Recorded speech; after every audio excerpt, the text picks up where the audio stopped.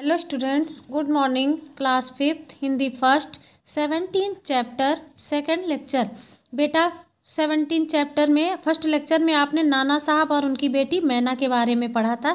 चलिए आगे पढ़ते हैं। क्या होता है, नाना साहब तलवार को अपने म्यान में रखते हुए बाहर निकल आते हैं जब वो सैनिक आकर बताता है कि छावनी पे कुछ लोग घुस आए हैं। तो क्रांतिकारी सैनिकों ने भारतीयों पर अंग्रेजों के अत्याचार को अपनी आंखों से देखा। तो वे चाहते थे कि पकड़े गए गोरों को दंड दिया जाए, जो अंग्रेज पकड़े गए थे उनको सजा दी जाए। तो इसके साथ ही वही व्यवहार किया जाए कि जो अंग्रेजों ने भारतीय बच्चों और महिलाओं के साथ किया था। तो उसने कहा नहीं नहीं, निहत्थे स्त्री बच्चों को मारना कायरता है, ये अपयश का काम है, इतिहास हमें इसके लिए कभी क्षमा नहीं करेगा।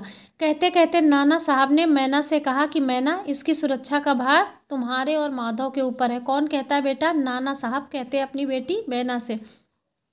नाना साहब सैनिकों के साथ बिठूर की ओर कूच कर गए, क्योंकि योजना के अनुसार अगली लड़ाई बिठूर में ही होनी थी।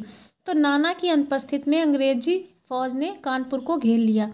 देशभक्त क्रांतिकारियों और अंग्रेज फौज में घमासान युद्ध होता है।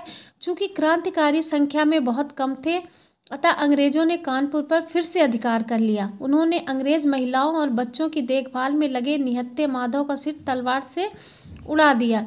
उसने तलवार चलाई और माधव का सिर काट दिया।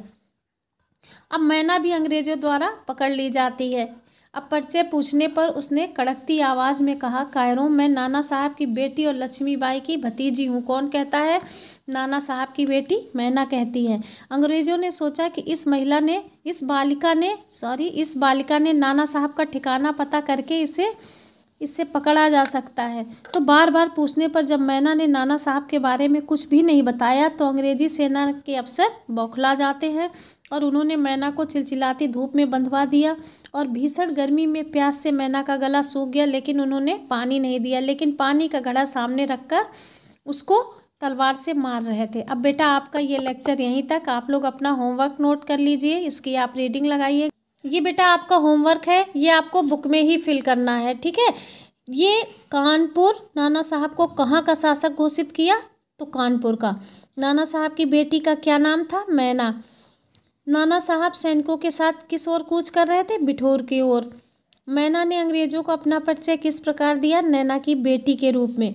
बालिका मैना से अंग्रेज क्या जानना चाहते थे? नाना का पता पूछ रहे थे। अब ये आपको बुक में फिल करना है।